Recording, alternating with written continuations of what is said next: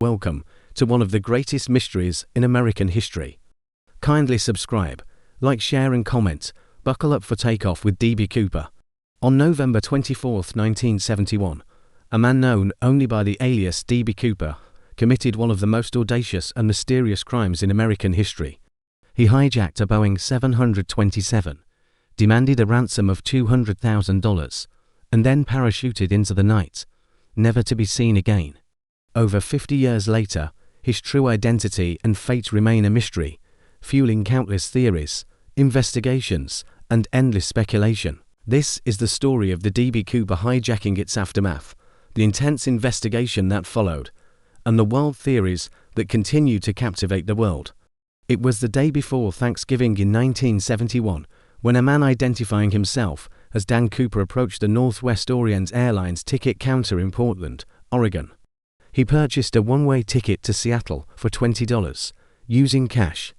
Wearing a black suit, white shirt, and black tie, he appeared to be an ordinary businessman. But as soon as the plane took off, it became clear that this man had extraordinary intentions. Shortly after takeoff, Cooper handed a note to flight attendant Florence Schaffner. Initially thinking it was just another man trying to flirt, Schaffner ignored it. But when Cooper leaned in and whispered, "Miss, you'd better look at that note. I have a bomb," the gravity of the situation became terrifyingly clear. The note demanded $200,000 in negotiable American currency for parachutes and a fuel truck standing by in Seattle. It was a simple yet cunning plan.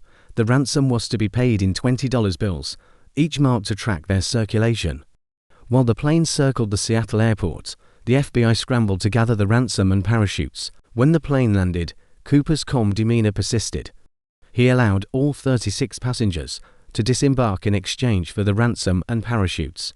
However, he kept the flight crew on board and demanded they take off again, heading south towards Mexico City, with the rear stairs deployed, a nearly unprecedented request. At 8:13 p.m., with the plane flying over southwestern Washington, Cooper did the unthinkable. He jumped into the stormy night with the ransom money strapped to his body, vanishing into the darkness. The moment Cooper leapt from the plane, a massive manhunt was launched.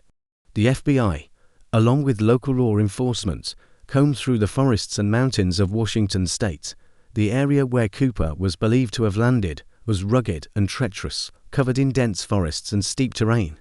Despite an exhaustive search, no trace of Cooper was found, not the parachute, not the briefcase, and not the money. The manhunt covered an 18-square-mile area, but as days turned into weeks, hope of finding Cooper or his remains began to fade.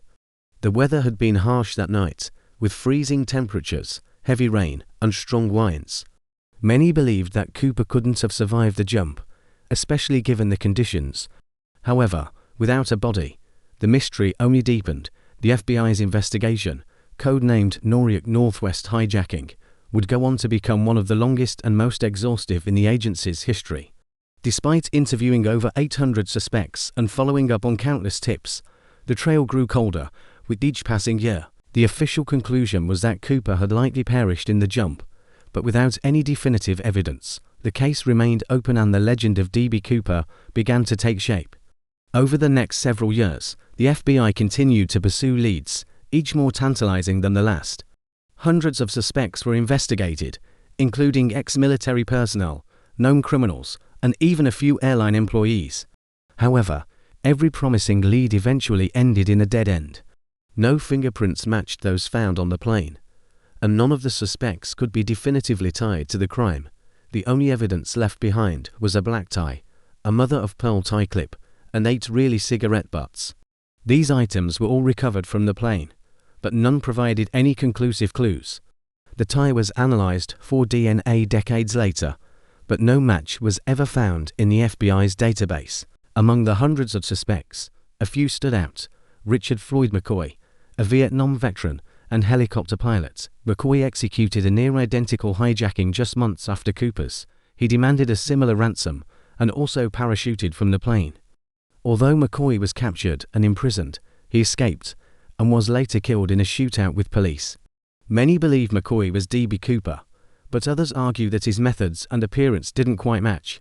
Duane Weber's deathbed confession to his wife in 1995 that he was D.B. Cooper sparked a renewed interest in the case. His widow, Jo Weber, provided the FBI with evidence that included trips Weber had made to the area where Cooper supposedly landed. However, no concrete evidence linked Weber to the hijacking, and his fingerprints did not match those found on the plane.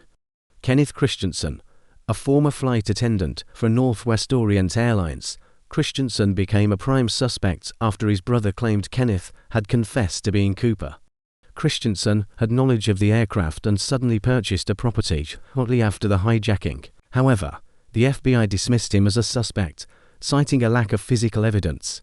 L.D. Cooper, a peculiar lead came from Marla Cooper, who claimed that her uncle, L.D. Cooper, was involved in the hijacking. She recalled overhearing conversations about a plan to hijack a plane, and L.D. came home injured the day after the crime. While her story garnered media attention, it ultimately didn't lead to any new evidence.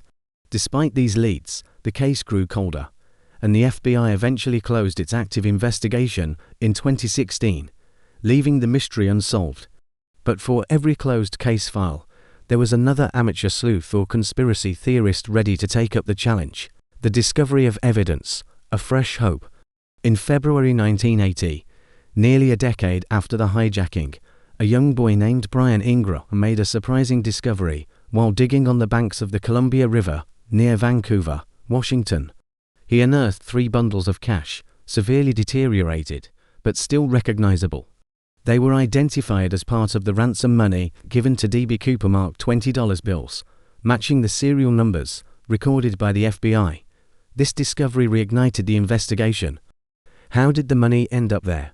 The location was miles from where Cooper was believed to have landed, leading to new theories about his escape route. Some speculated that the money had been deposited there by the river's changing currents, while others believed it was deliberately buried. The discovery provided a brief glimmer of hope, but no further evidence surfaced. Theories abounded. Was this part of Cooper's plan? Or was it the result of a freak accident, with the money being lost after his jump? The questions only added to the mystery, and the case returned to cold status. The discovery provided a brief glimmer of hope, but no further evidence surfaced. Theories abounded. Was this part of Cooper's plan? Or was it the result of a freak accident, with the money being lost after his jump? The questions only added to the mystery, and the case returned to cold status. Despite one of the most extensive investigations in U.S. history, the mystery of D.B. Cooper remains unsolved. The audacious hijacking, the daring parachute escape, and the enigmatic clues left behind have captured the imagination of generations. Was Cooper a criminal mastermind who meticulously planned his escape? Or did he meet his end in the unforgiving wilderness that night? The discovery of the decayed ransom money in 1980 added a new chapter to this already perplexing story, but it also raised more questions than it answered. Over 50 years later, D.B. Cooper remains a legendary figure who, in a moment of daring, outwitted the authorities and vanished into the night, leaving behind one of the greatest unsolved mysteries in American history.